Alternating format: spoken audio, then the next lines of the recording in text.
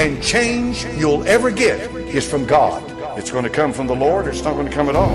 It's going to come when you admit that you can't do it and that you've got to have His help. Trust me when I tell you this, there are things that happen every day in this world. There are groups of men that go around and manage these things. And if people knew about what was being managed, they would have their children at home. They would never let them on the street. And every single family in the USA would be in church every night. Not just on Sunday. They'd be in church every night. And it's important for them to keep that stuff away from all of you. Because if it messes with your religion, they know for a fact that an increase in faith of Christians, they would lose power overnight. They know about your faith. They know what happens when you believe in something. It's just that most Christians don't know what happens when they believe in something. But your enemy knows what happens when you believe in something. So they keep people ignorant concerning these things and tie them up in exactly what they want to be tied up in, a competitive game. Now, as soon as you can swallow that, well, you'll see the light of a great many things.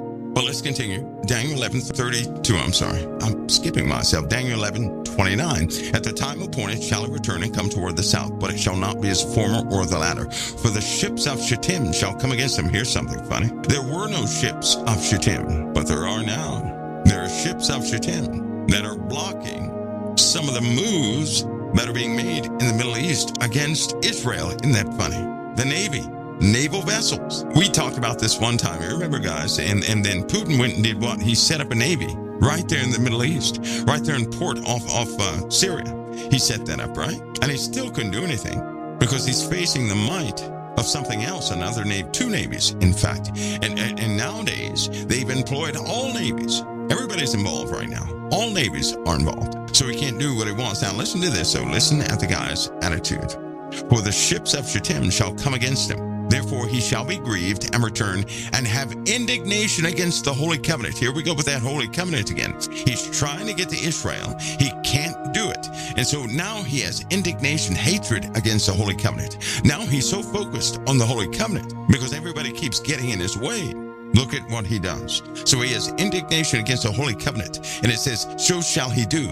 He shall even return and have intelligence with them that forsake the Holy Covenant. So he's going to return. He's planning to return, but he's going to have intelligence. Listen to me, intelligence. That's information with those nations that forsake the Holy Covenant with him. So first, he did it by himself. Then he went back because it was pushed back.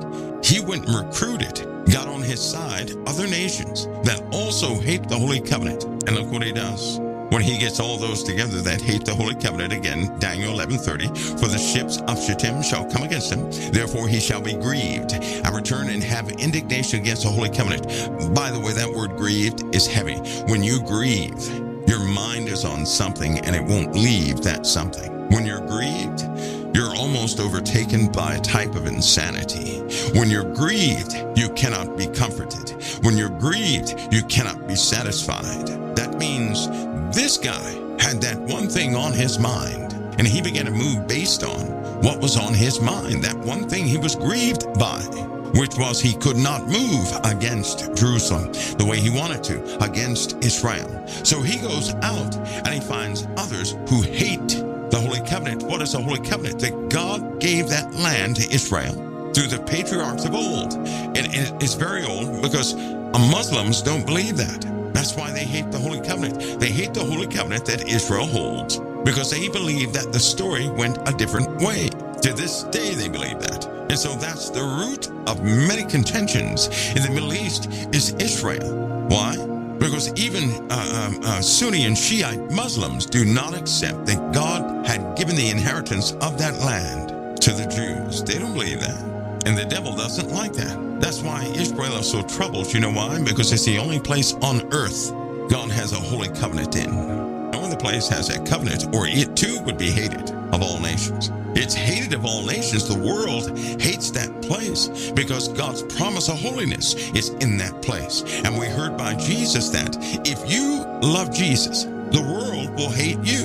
And because that's so precious to the living God, Israel, the world hates it. That's why they're all against it right there. Because it's the only place of which a true holy covenant was birthed. They don't like it, but they can't do anything about it. So here's what happens. This guy's grieved. He's very grieved. So he goes out And he gathers all those nations who also hate the Holy Covenant or against the Holy Covenant. And guess what he does? It says in Daniel 11:31, and arms shall stand on his part. Those are armies, will stand on his part, will take orders from him. And they, this is a plural word, they, not him, they shall pollute the sanctuary of strength, and they shall take away the daily sacrifice. And they shall place the abomination that maketh desolate. Now, there's one thing everybody has their own opinion about. A lot of people say a temple has to be built. I cannot say that because God never gave me anything. He didn't really give me anything concerning that. When I first read this, when I was younger, real young, I asked my mother, I said, do they have a daily sacrifice? And she said, yes. I said, they do? What is it? She said, they're prayers. That's what God calls a sacrifice. So you see that word sacrifice and prayer often used interchangeably sometimes in the Bible. You do. Even praise, a sacrifice of praise. So it's something you're giving up. It's something that you're doing when you could have been doing something else. I just thought about that. Because if someone were to go to the wall, which they're doing, and they start saying, you can't pray here, oh boy, how depressing would that be? And the only reason I'm thinking this way is because for many, many years, and I could be the dodo here, I could be the wrong one, but see, I can't get this one thing out of my head. Why did the biblical experts miss Jesus Christ when he came the first time? If they knew what they were looking for, which they said they did, if they were instructive on everything that must take place, which they were, but they missed the coming of the Messiah, how could they do that when all those prophecies worked up to the coming of the Messiah, and they missed it? And personally, I don't want to be like that. So I don't rely upon me. I don't rely upon intellect. And I know a lot of people say, well, they're building the temple. That's great, right? They're going to build it. No, it isn't great. That's not great. It's great for prophecy. It means it's moving along. But see, some people want the temple built so they can escape earth because they want to leave earth. And if my mind was constantly on leaving this world, how can my heart be given to the people that truly need the entire reasoning behind why I'm here in the first place? Let me continue to read this because some people did not escape. It says, and arms shall stand on his part, they shall pollute the sanctuary of strength. Now, the sanctuary of strength, what is that? You know, when it says, a lot of people back that up, they say, well, it says he's going to sit in the temple of God, proclaiming himself as God, showing himself that he is God, right? And the Bible also says that you are the temple of God. We know we live in a time of electronics and witchcraft. So what if this guy sits in the very hearts of you? Because presidents do it all the time to the point of corruption to most people in the USA. Presidents sit in the very heart of people to the point where they will fight somebody else for that president's cause. We do exactly what God said don't do. People are killing and harming other people in the name of mankind. That's what they're doing. Because they believe in a person, whether it be Obama, whether it be Trump, whoever it is, because they believe in a person, they'll do violence to somebody else. They have disowned their own children over some external element called mankind. That's what they're doing. They worship over God's authority. Because when you harm a human being because of another man, you have pushed Christ aside, grace aside, mercy aside, holiness aside. That's what you've done. That means you have somebody else on the throne. And if we'd all take advice from the living God through his prophets, cease ye from man whose breath is in their loins. In other words, stop worshiping mankind. Worship the Lord your God only, and in him place your trust. But that's not what people are doing. You watch and see when the election cycle comes around, the visceral hatred, how people become implacable and violent, throw their own kids out of the house. They suppress the sayings of people in the household and in their neighborhoods and at the workplace. People have been fired because they like someone other than what somebody else likes. People are doing violence in the name of flesh. You tell me something is not wrong with that. Something is not dark, devilish, and rooted in demonic activity with that. Tell me nothing is wrong with it. And that's what the world's becoming. When you stand back from all of that, that's when you see it. If you're tied up in it, you're fed the same violent energy that's flowing through everybody else. You're a partaker of the world, and the plagues are coming, and they will not be held back. And COVID-19, that was only a whisper, a shadow. This earthquake that they had in Turkey, although it was terrible, that is nothing in comparison to what people are about to go through. Why? Because they continue to choose flesh over the living God. They continue to trust and believe in themselves more than they do the Messiah. Because when a person believes in the Messiah, when the person finds rest in the Messiah, in the Bible it says they have ceased from their own labors. So then a person who's trying to forge their own path continuously at the expense of others, they're consumed by their own labors and by what they want. Something is very wrong. People are acting as though there is no God. They're saying exactly what it says in the Bible. They would say, it says in the Bible, they would say, God will not do good nor evil. In other words, he's not involved in this. We have to do this. That's what people are saying now. That's what's in their hearts. Something wicked is taking place. The justification of flesh is demonic and devilish and extremely dark. We continue. Arms stand on his part, they pollute the sanctuary of strength, they place the abomination, they make it desolate. And such as do wickedly against the holy covenant shall he corrupt by flatteries. All those who agree that Israel shouldn't be there, he corrupts by flatteries. But the people that do know their God shall be strong to exploits, and they that understand among the people shall instruct many, yet they shall fall by the sword, by flame, by captivity, by spoil many days. Let me read that one more time in context. Daniel 11:32 and 33 go together. And such as do wickedly against the covenant shall he corrupt by flatteries. Those are the ones that believe that Israel should be wiped off the face of the earth. But the people that do know their God shall be strong and do exploits. You can't stop right there. You need this in context. If you stop right there, you don't understand the fullness of the scripture. So let me read the whole thing. But the people that do know their God shall be strong and do exploits. And they that understand among the people shall instruct many, yet they shall fall by the sword. Now, when you fall by the sword, that means you're killed. Not only by the sword, but by flame, that means you're going to be burnt up. By captivity, that means you're going to be locked up. By spoil, they're going to be used and abused and left out to die. Many days, it says. Now, get the context. Why would God even allow this to happen? Here it is. Now, when they shall fall, they shall be hoping with little help. That means they're going to be promised help, but receive very little of it. Listen to me. But many shall cleave to them, embrace them with flatteries, embrace them by telling them exactly what they want to hear. So the embrace that others will give them in that awful state is to tell them exactly what they want to hear. Like, oh, don't worry, I think we're close to a solution of getting you out of this situation. That's flattery. So while people are dying, while the houses and places are being burnt out, while it's being defaced, wars in that land, they're killing everybody they can find who does not really agree, while others are getting kicked out. Some are being left out in the desert to die. Others will come around with flatteries. That means they're free nations saying, I think we're close to a resolve, close to a compromise, close to something. Kind of like what they keep telling the Palestinians. Isn't that what the UN tells the Palestinians? That's what they tell them now. Oh, we're close. And so you have evil elements among the Palestinians doing harm to Israel on purpose to make the innocent of Palestine suffer, to make them suffer. There are people in that place that love the Lord, they're Christians. They want nothing to do with the bloodshed. And it's unfortunate that when you mention that name, people look at the entire place and hate it. Satan knows what he's doing. How many times have you been set up to look evil to somebody else and you had no control over it? Who do you think did that? Who set you up to look evil in front of somebody else when it was not in your heart? How many times have you been hurt when somebody said you're bad, but in your heart of hearts, you were hurt because that's not who you are?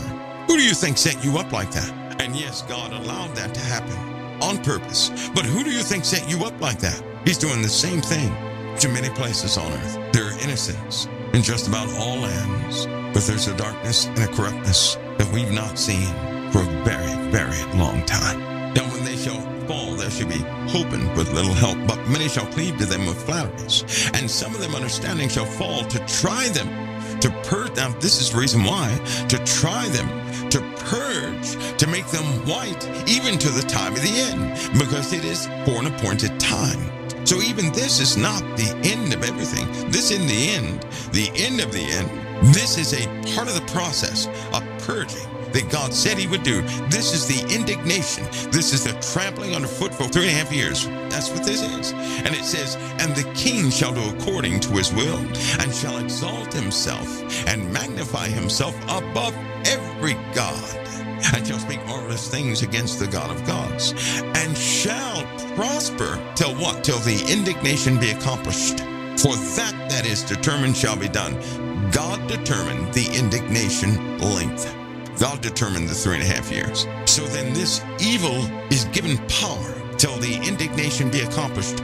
Now you know what the beast kingdom is for. Because listen to what it says. This evil is going to prosper till the indignation be accomplished. When it's accomplished, it's over. Do you understand? Then God's wrath comes. This is not God's wrath. God's wrath comes after.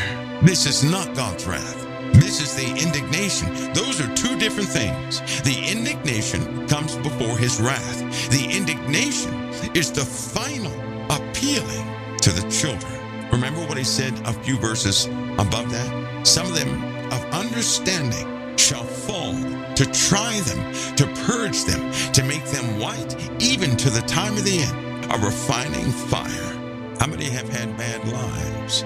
You're being refined. Don't expect the flames to go down. When you take a piece of pottery out of the kiln and it's crackling and popping, you got to put it back in there until it no longer crackles and pops. That's because the kiln was so hot it burns away impurities. So every time you're taken out of the kiln and you start complaining and making noise, you go right back in there. Isn't that funny? You know how we complain? Every time you come out of the kiln, oh, I hate this situation. What? You go back in the kiln, more fire. Because one day you're going to come out with no complaints.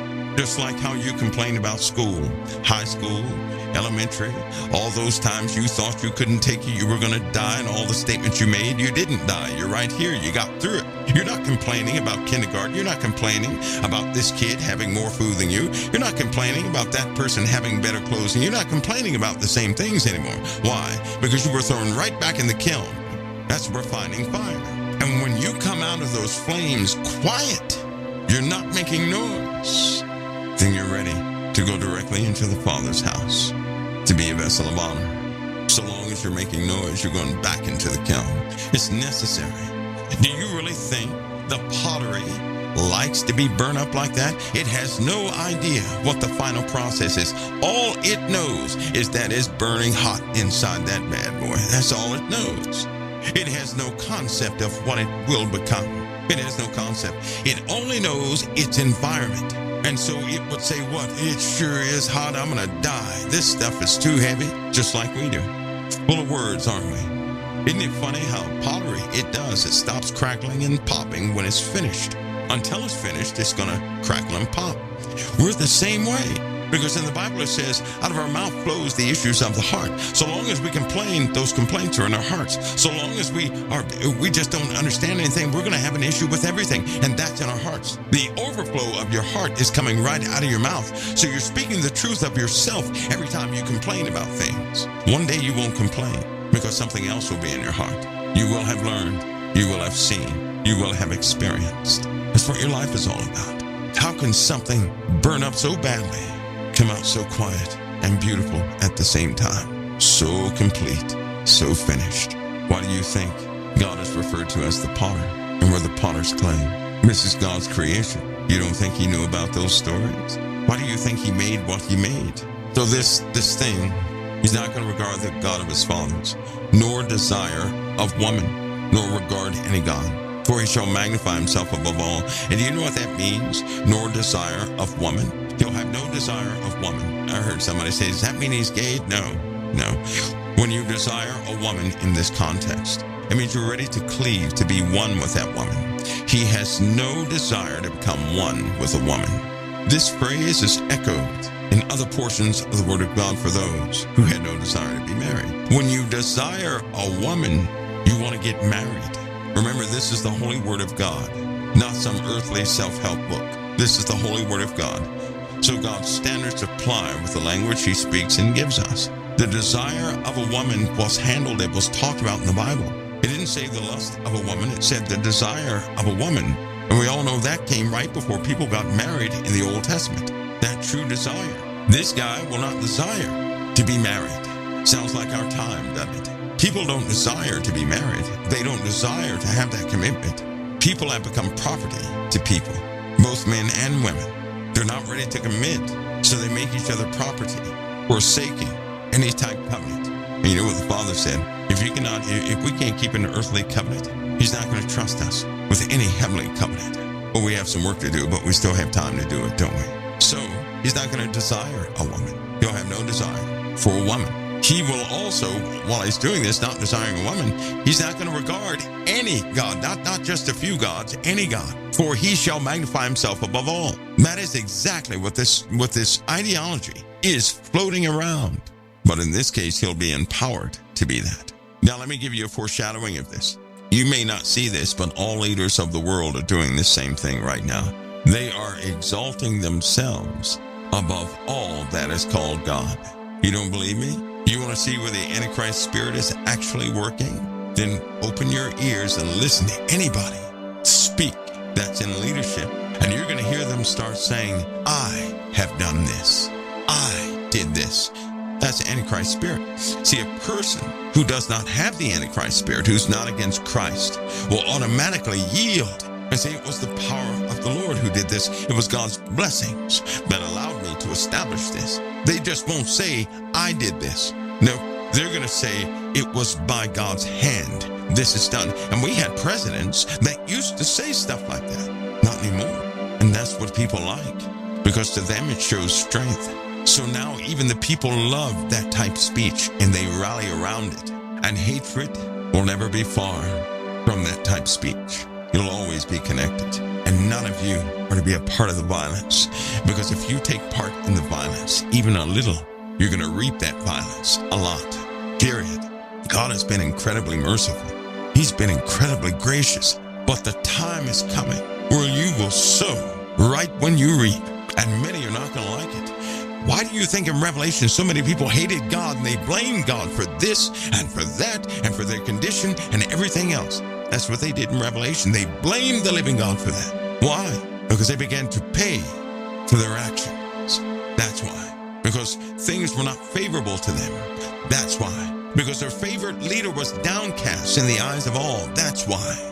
Because the truth of all was shown, and they truly wanted what they established. They did not want it God's way. I knew a group of people, and they said they hated the idea of heaven, that they weren't going anywhere, that they couldn't establish their own paradise. They would not accept anybody else's paradise. Do you know there's a force that speaks just like that? And some of you know for a fact it's been near you, because it will speak into your mind that way. But it's actually a force you may not understand. A force that will have you think.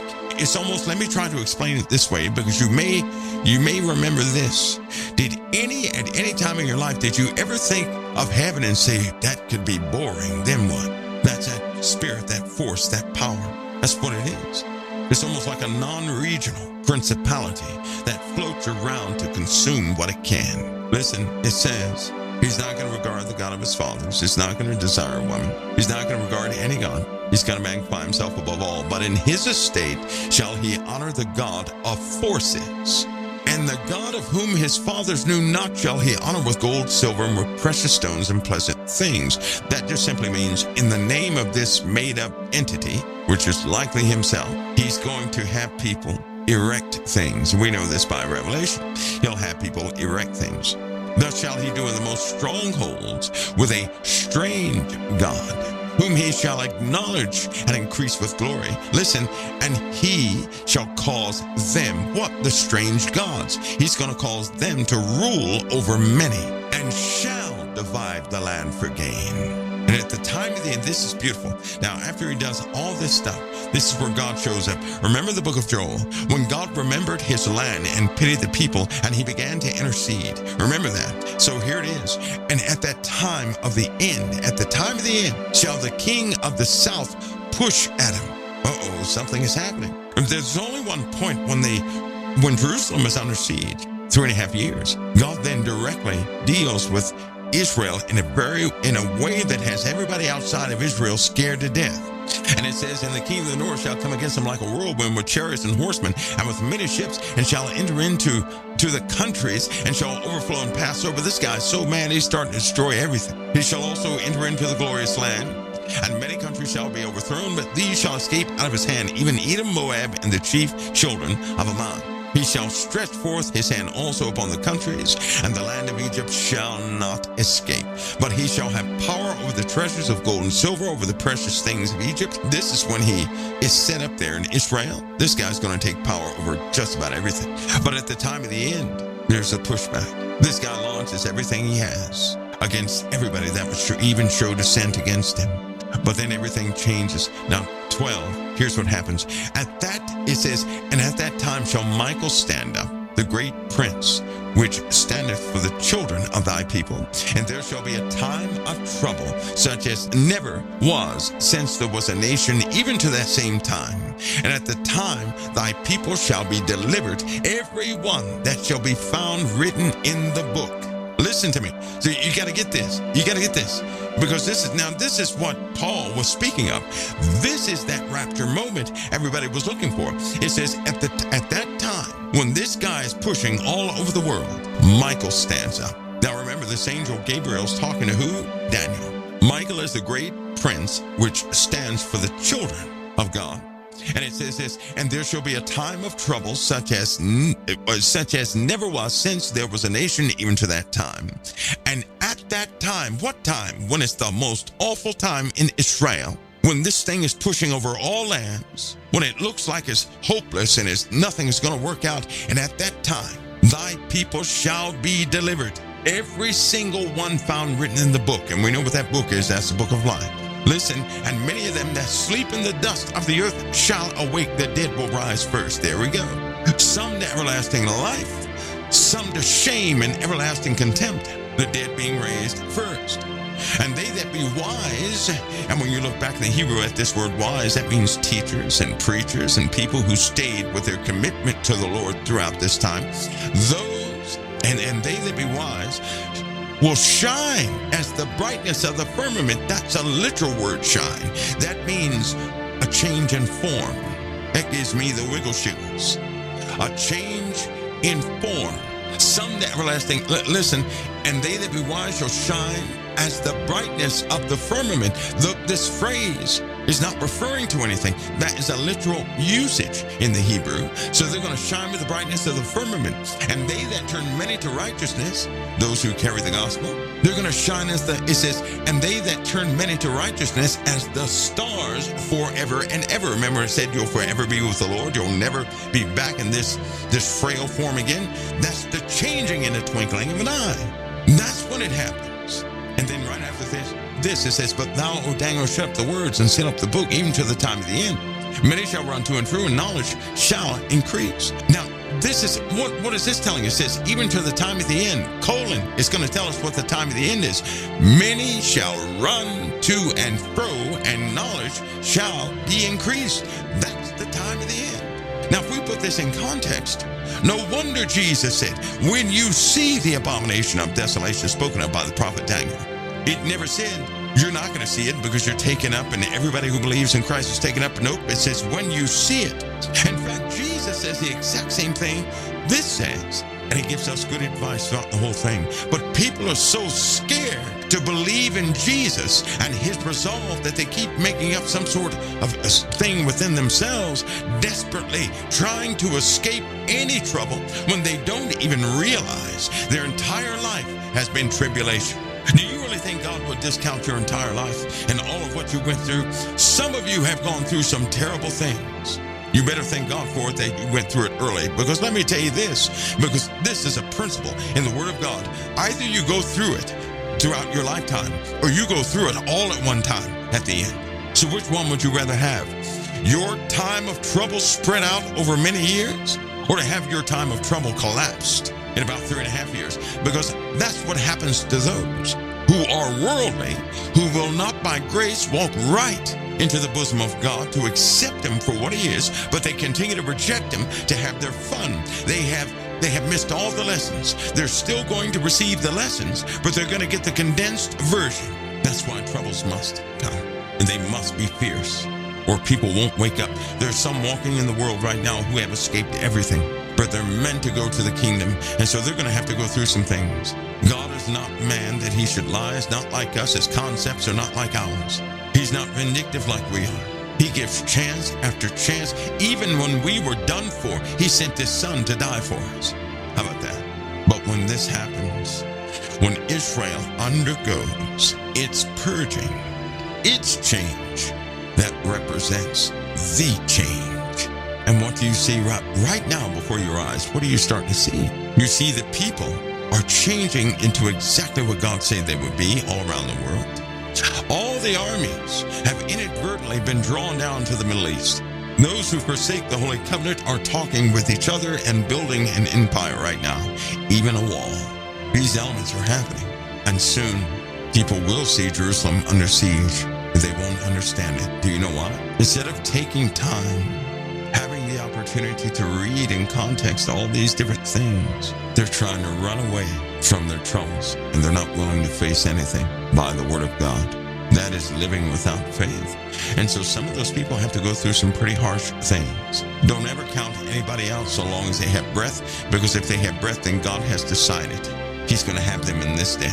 So don't count them out. You don't know who they are yet. But more and more, people are not wanting to hear about the Lord. They want to hear the fantasy. They want to hear the flattery of the Word. They only want to hear how they're going to come out of everything without a scrape, and that's not what the Word says. In fact, the love of the Word is the harshness we just read. When you really understand that, you're going to see it as love. You're going to say how passionate is the Lord. And if you read Revelation and you see what happens during His wrath, you'll say how true our Father truly is. How blessed are we, despite your life and what you've been through. That's what you'll say. But you most certainly won't try to escape everything, because you'll actually have faith in the Messiah. See, when you have faith in the Messiah, you're not trying to escape anything. To have faith in the Messiah is to believe and trust in the Savior. But is that what people are doing?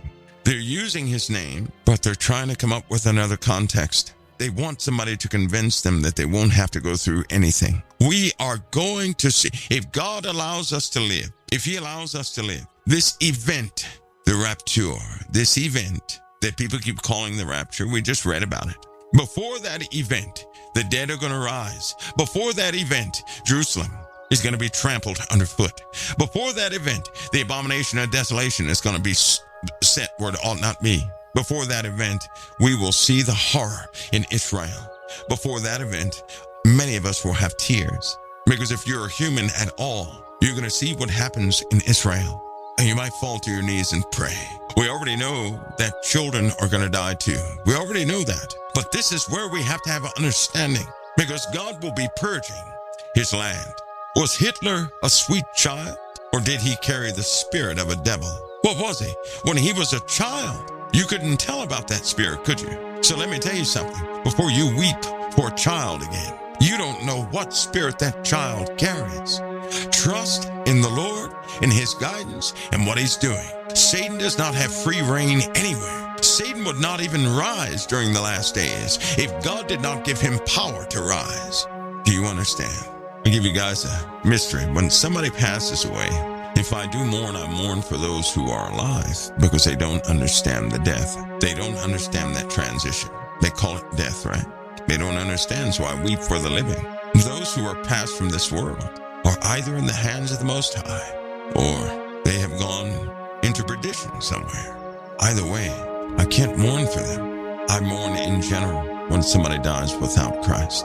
That is a tragedy. There are people that live in Israel that sit as rabbis, and they hate Christianity. And there are rabbis that love Yeshua HaMashiach. You see? But you don't know who. And if you ever get the unfortunate task of running across one of these rabbis who hate Yeshua, and if you so much as speak Jesus of Nazareth, they'll throw you out of their office. They will. They'll get so angry. They'll start talking and spitting and everything else. Those people don't belong there.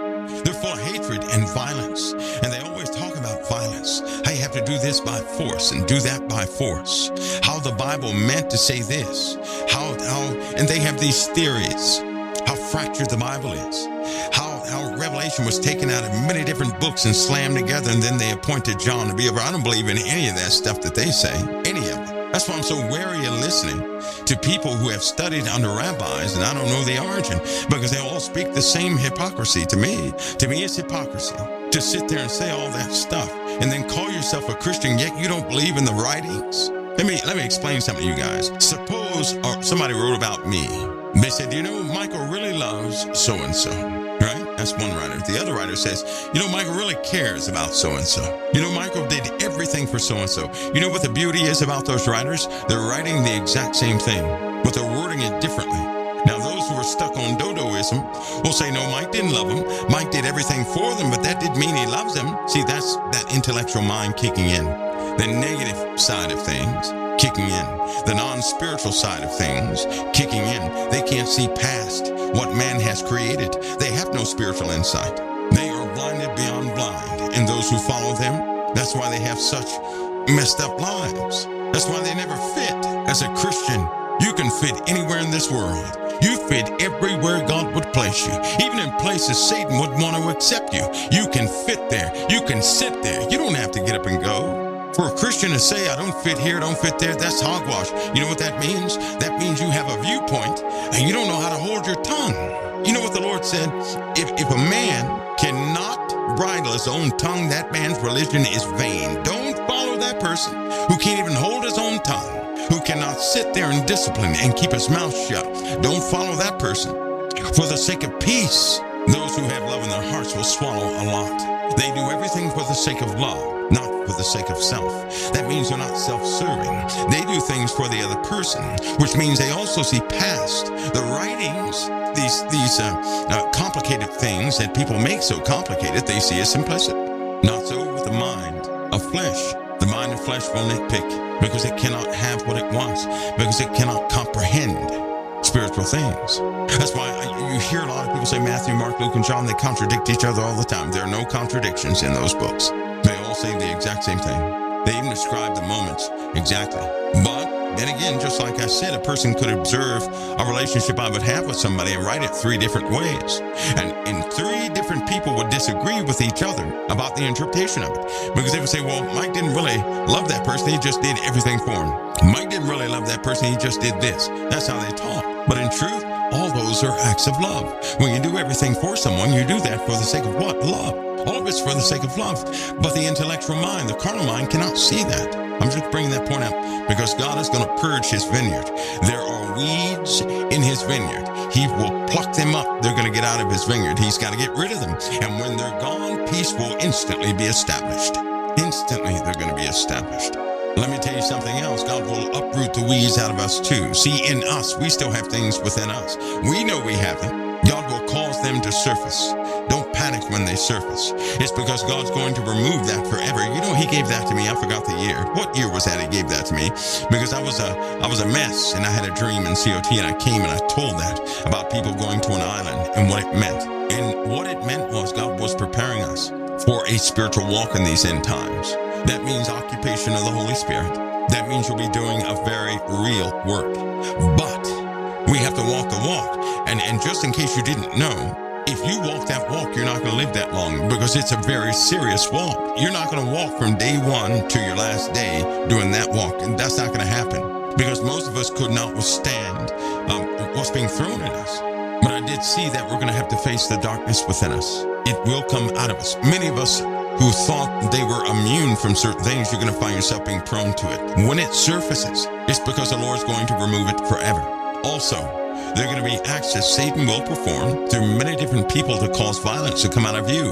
And if you act on violence, you disqualified yourself. See, Satan does things, and Satan's minions, they work through people to get you to respond to do something against humanity. Now, why is that so important? Because God loves humanity. God loves humanity. And if you hate what God loves the most, you're not standing with the Father. That's why you got to be careful about every figure you see on television. Why do you think you can see them on TV? So that you will hate them. Do you see that? And haven't you guys noticed? When you take a stance against somebody on television, it does not matter who it is. There's a weakening of your spiritual resolve internally. And you end up siding with flesh more and more. Haven't you noticed that? You're weakened by way of the Word of God. You can watch some incident on television where people start blaming presidents for doing this, that, and the other. And it will cause a damper on your reading of the Word in a purity that you would normally have. It compromises you in a specific way. For the most part, people have been running away from things that cause them to do that.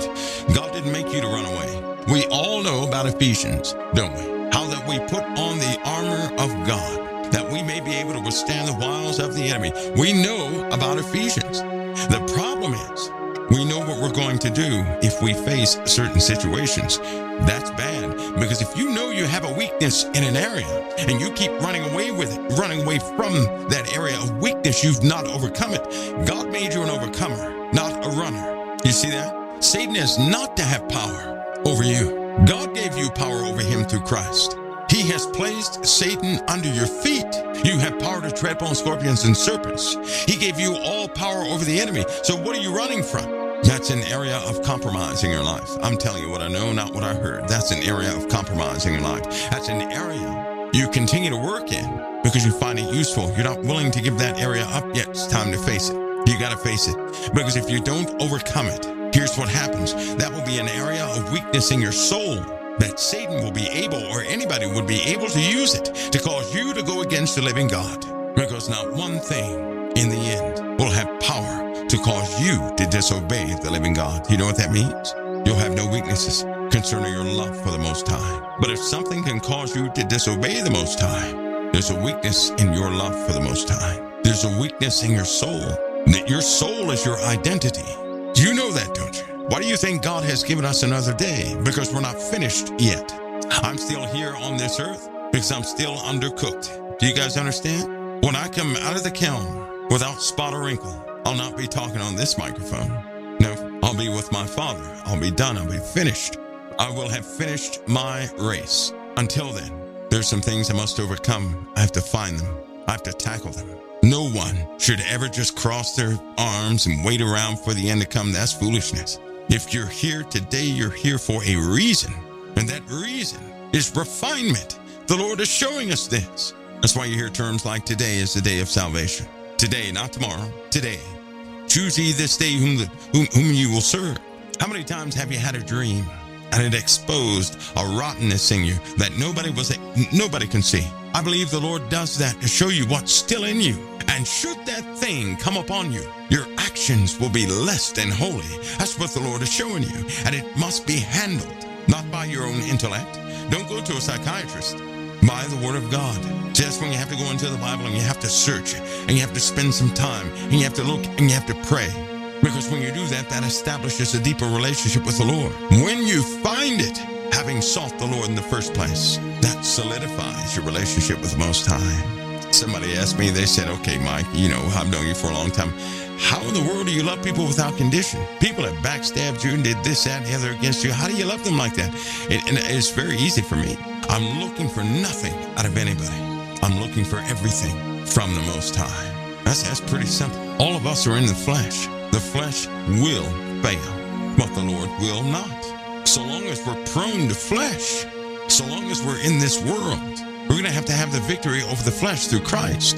That's a daily fight. The spirit and the flesh do war against one another. You know that. Even with the apostles, same thing happened. So why would I trust in something I know is going to fail in the first place? No, I'm not doing that. Because also, if I put my trust, my dependency and everything else in a person, that person fails, that's another reason not to like the person. Newsflash. Satan cannot give me a reason not to like, not to love you freely. That means without condition, I don't need to receive anything from you. Love is given. Love looks for nothing in return. Love looks to give. That's what love does. I can love you freely. You know why? Because I'm not looking for anything from you. And if I do get something from anybody, it is the greatest gift I can ever receive. You know why? Because you're under no obligation.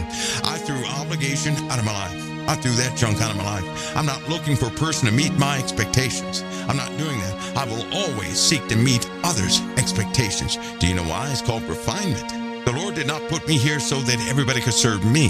He put me here in servitude to others, because to serve others is to serve the Lord. That's why I have no complaints. I don't care what people do against me. I care what I render to other people. When people do things against me, I have a decision to make.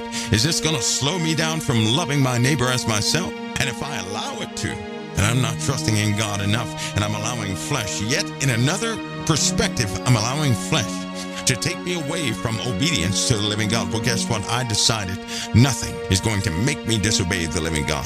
If I slip and fall, trust me, it's not going to be premeditated. I'm not going to knowingly slip and fall anywhere. I have no desire for that. But if I do, I'm going to get right back up no matter who points, says what, this, that, and the other. I'm going to get right back up and continue to go. I will not slow down either. And I know if I can be like that, then all of you can be 20 times more potent like that. Love is a power people are not acquainted with. If they knew love, they'd never side with anger or violence again. If everybody on earth was violent, one person with love could overtake them all.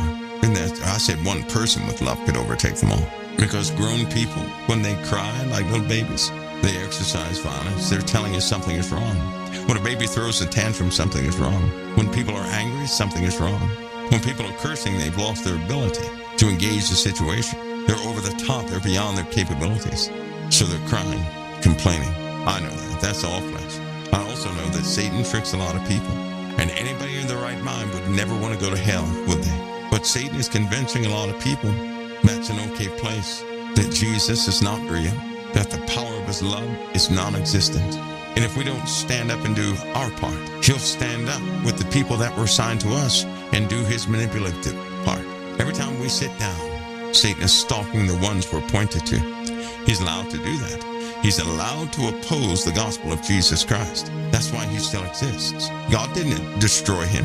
God could destroy him, but he didn't. Never side with those sayings of Lucifer. Seek that higher standard with Christ. Tomorrow is not promised to any of us.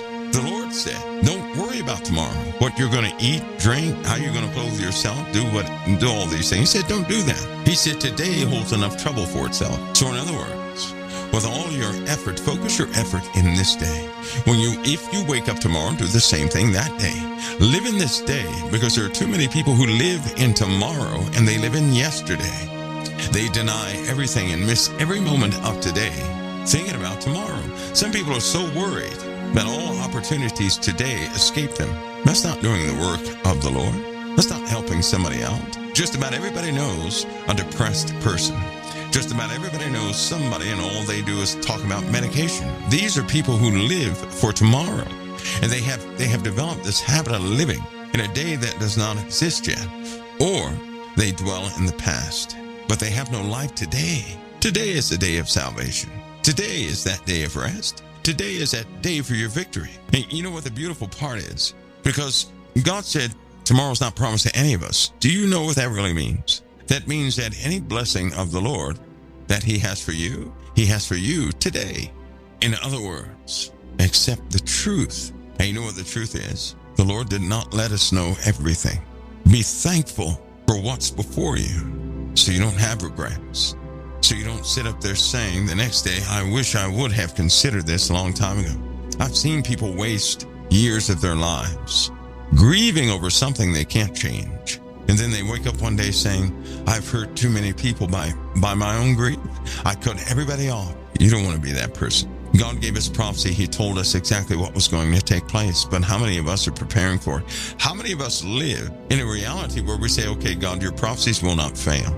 So let me settle it in my mind, because I don't know if I'm going to be here or not, but I choose to serve you every day I am here. Don't miss the moment, the opportunities before you. Get yourselves truly prepared. One day in all the lands, an earthquake will be so vicious, nothing, hardly anything is going to be left standing. If you happen to be in that time, where would you be? And before you say, I'm not going to live in that time, because a lot of people say that, the people in Turkey said the same thing. The Christians in Turkey, some of those said they'll never live in that time, but to them, they're not in that time where every island and mountain is moved out of its place, but it was certainly moved in Turkey. Do you see what I'm saying? Everybody does not have to shake. That shaking can be right at your front door. Then where will you be then? Consider what the Lord said, and then settle your hearts about it. Don't live in denial. Live in the truth, which is this day. You don't know what's going to take place from day to day. But every time something does not take place, don't ever forget to be thankful for any peace you may have in your life. No matter how bad your problems are, you still have areas of peace. In other words, start counting your blessings and not your losses. And when you do lose, you can smile because you were thankful for the time you enjoyed with whatever it was. That's no longer with you. Do that with human beings too. Don't give them flowers when they're gone. Show them love today. Love them in life. Do good to them now. Do your best. You know what your best is. You don't have to live up to everybody's standards. You don't do that. Do what you do out of your heart. For me, I either do what I do out of my heart or I will not do it at all. And I mean that with a passion. If it's not my heart, I will not do it. But if it's in my heart, nobody can stop me from doing it. Be real in your doings. Right? Don't develop habits of the world teaches so many habits of falsehood, like being a salesman. That's false. And people are okay with that, not putting that in check, not even evaluating, having no conviction behind it. They just do what they do. Have conviction behind it. Even if that's your job, have conviction behind it. And say, Lord, you got to turn this around in something positive, not this stuff modeled after a standard of the world, but make it positive, make it real. Let me do a good work for you. Engage the Lord like that. You live in this day, that will happen. You live in tomorrow, it won't. Sell it in your minds that prophecy is going to come to pass. You don't know what part or what parts you're going to have to endure. Make it up in your minds now. A lot of people, they say, well, I don't care what anybody says. I know I'm going to be raptured. Then you talk to the people and they prepared nothing for those who are going to be left behind. So how can they believe in the rapture themselves when they prepared nothing for those who are going to be left behind? No message, no good word, because they don't know who's going to go and who won't go. They don't know that. But they prepared nothing for those who are going to be left behind. I want to be a blessing going out and a blessing while I'm here. And in this day and age, you can do that. But how many people have not done that? See, we can meditate upon the truth, but if we have no preparation behind that truth, then what are we doing? Are we deceiving ourselves? And how many people pass away and have not taken care of business for their families in something so simple, so small? And you know, in the Bible, it speaks about that. How that a parent is not to leave that burden upon their children. Do you know that? How that we are supposed to leave something for children. Everybody has an opportunity to do that. The question is, will they? What's more important? Well, to me, it's everybody else. Maybe that's why I have such peace. Because if something disturbs me, you better believe me, I have to address it. I'm not going to go to sleep with something disturbing me like that. I'm not going to do that. But there was a time when I used to just go to sleep. I'd wake up a couple days later disturbed by the same thing. And that disturbance would compound itself and more disturbances would come and I still wouldn't do anything about it. But then a day came, sooner than I expected. I was caught totally off guard. From that day forward, I said, nope, not doing that again. That was foolish. I saw how foolish it was. But listen, I'm telling you, you don't have to go through that. You don't have to walk through everything to learn it. You can accept those who walk before you. If a person were to believe the entirety of the word, they wouldn't have to go through half the things they've gone through in their lives. We go through things because we don't believe anything. Think about everything you went through after you gave your life to Christ. Isn't it true? We go through things because we refuse to act when the Lord gives us that heart to act. We always have an excuse sometimes. I'm too tired, too fatigued, I do too much work. I shouldn't have to do that. That person owes me this. They owe me that. No, I can't be nice there. So that means when you say somebody owes you something, you're not willing to forgive. You want your stuff. That means in that moment you value some substance over the individual. You think, God, that's permissible with the Lord? No. I'll tell you this. Most of the foods that you consume have less than 4% of the nutrients you need in them. Most of the chronic diseases in this day and age are diabetes, high blood pressure, and all these things. Believe it or not, if you don't watch what type of bread you're eating, you're going to have diabetes. Some of what they say is good for you is not good for you. For example, how many people like ice cream? Did you know ice cream has antifreeze in it? And they don't have to list the antifreeze element. That's how they keep it from freezing. Didn't you ever wonder how your ice cream stays so smooth and soft in a freezer? Has antifreeze in it. Did you guys know that ketchup of all types has an additive in there that is known to give you sugar diabetes? It stops the body's ability to regulate sugars within the system. So it's not good to consume the ingredients of powder that goes into the ketchup. It binds with the tomato, the acidic nature of that tomato. So once it's bound to that tomato, it never comes out. And it will give you diabetes in less than a couple of years after, eating that stuff.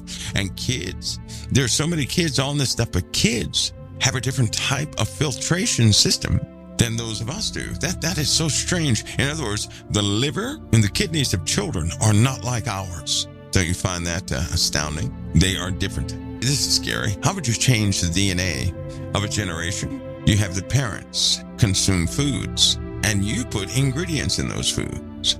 Right? How'd they do that? That's how they grew the wheat. Well, everybody thought they were growing wheat and it was no GMO, no nothing. They didn't even think about the rainwater. You can't isolate cows. You can't isolate crops from rainwater, can you? Now, harmless to your skin because your skin's an organ.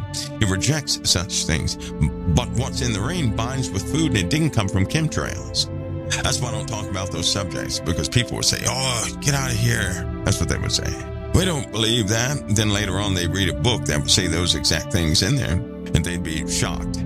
So what's really damaging people is not coming through chemtrails. It's coming through another avenue. It's always those areas you haven't looked at that get you. It's always the obvious areas. While everybody's pointing out chemtrails, nobody cares about car emissions. Nobody ever asks what's going in the fuel, what's coming out of my muffler, because that's right in your face. Chemtrails are over your head. Those are obvious. Who's thinking about emissions from a car? What's the true process of that catalytic converter? What's it doing when it hits certain chemicals that are in the fuel? Who ever complained about the fuel? Nobody did, because they need that to go to work. Isn't that funny?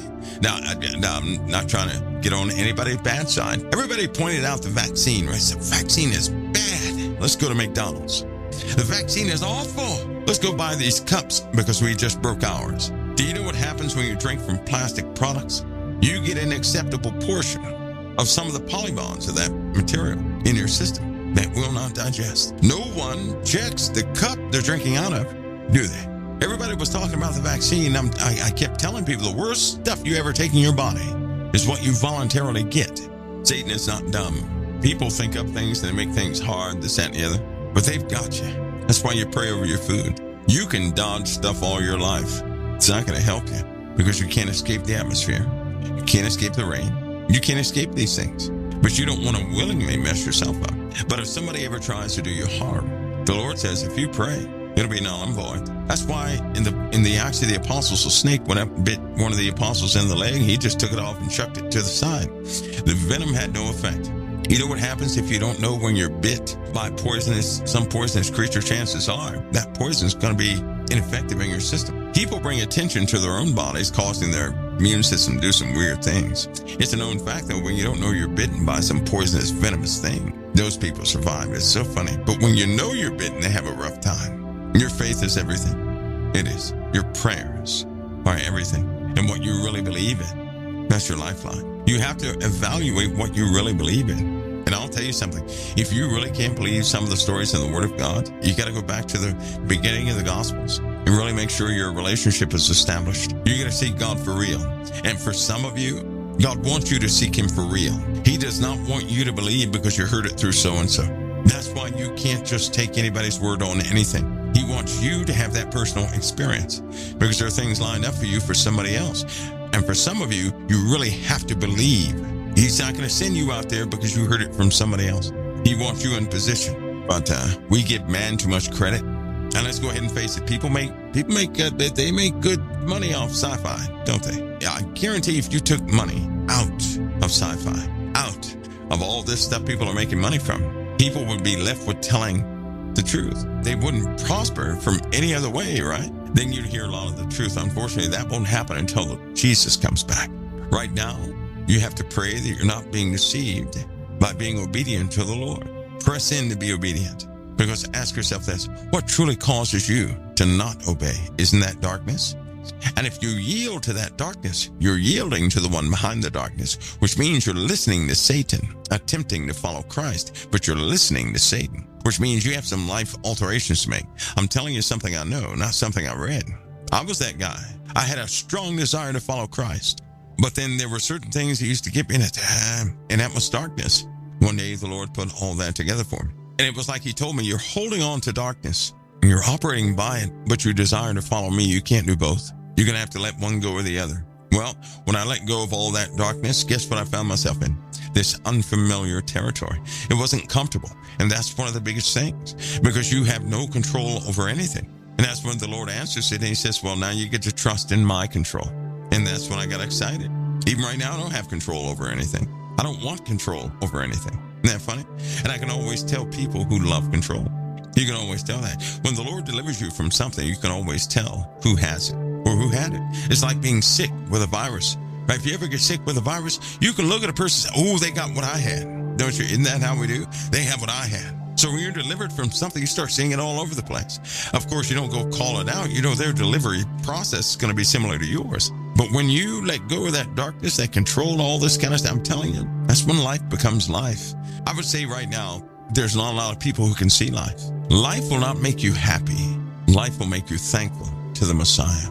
It will. You look out at life, you can't help but to give him praise. Not because of all the good stuff, not because of the bad stuff being overcome, and not because of the bad stuff, not because of that, but because the Messiah is the Messiah. See, I'm very thankful that God is God. Does that make sense to anybody? That's one of my biggest thank you praises I could ever get. Thank God he's God.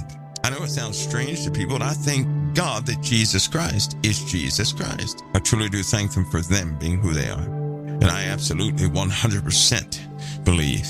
Can you tell? To the average person, my life would be boring. Because when you're Christ-centric, you're not looking to do any foul thing. Everything is a teaching lesson or a learning lesson with children. You really enjoy people again. I don't look for the evil in a person. You know why? Because it exists in the flesh. Why would I look for something I already know is there? I look for the good in people, never the evil. I already know evil is in the flesh. I don't look for that. That's why I don't call it out either. That person's evil. I don't need to do that because the flesh is evil. I look for the good in a person, which is that light inside, crying out for more light. I attempt to reach that in a person, and I'll never stop trying. You want to know why? Because Christ, he never gave up on us. He never did. That's who he is. And I respect him more than even I know. So I'll never give up either. That's my task, to honor him. He never gave up on me, and he should have, but he didn't. Always think of that. These are things you get ready for. One of the first things you prepare yourself for is prepare yourself that God's word is absolutely true. Prepare to lose control, because when you're following Christ, you're not in control. And the only thing that will cause a person not to fully follow Christ is if they seek glory of themselves in the earth. This is when you ask yourself, what am I really seeking, and why am I really following Christ? And you evaluate yourself, not to publicize it anywhere. It's private. Don't share it with anybody, but know what you're doing. Get to know yourselves. Get to know your flesh. Understand what conditions you're working with and overcome them all through Christ, because he said you could. Seek his direction. You won't fail. With the direction of the Messiah, you will not fail. We will always fail if we follow flesh. To follow flesh is the blind leading the blind. That's an absolute. Because we sit here together collectively to encourage one another. I'm not always promised not to fall. I'm not promised not to fall. Of course, in the Bible it says that Christ is able to keep us from falling, but it's my choice to stay within him. People have moments of weakness, not as an excuse, it just happens. Moments where they haven't overcome certain things in their lives. And listen to me carefully. There could come a time when I need you desperately. But will you be in that upright position that I may be encouraged by you? See, I'm not one of those who say, oh yes, you'll look upon me and be encouraged every time you see me. I'm not one of those people. I will give it my all, but I'm not a fortune teller. I don't know the future. I know what the Lord has given us by way of his word. But you don't know when you're going to, if a weakness is exposed, obviously you didn't know about it. If it should cause me to fall, I'm going to look to the brothers and sisters in the body of Christ. My hope will be to be restored in the Lord. I'll quickly get up. But it's always good to see brothers and sisters to help encourage, isn't it? Don't forsake one another. Desperate times are coming to the world. We read that tonight. People will go through whatever they have to go through. Whatever needs to be broken off of your life is going to be broken off your life. You will go through what you need to go through, that you will be clean on the other side. So your first preparation is in the realm of truth, to really know who you are, to no longer be in denial, nor be ashamed. It's a common process, some progressive steps in the life of a Christian to go from a sinner to God's redeemed. That's a process. That's something we're all enduring. All of us do. None of us are perfected. You can't be perfected in the flesh. We can only be perfected by the transition appointed to us. That was by the living God through his Son. All's made possible through his Son.